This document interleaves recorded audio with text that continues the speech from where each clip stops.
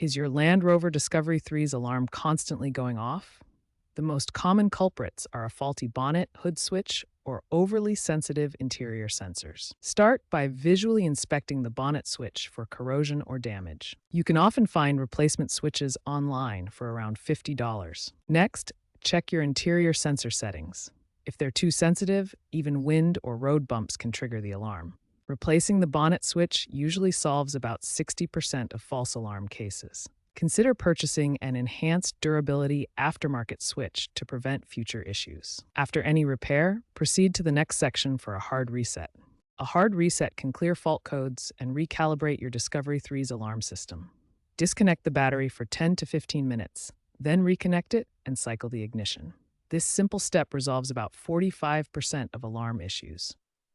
To prevent future problems, perform annual sensor checks and use an OBD2 scanner to pinpoint potential faults early.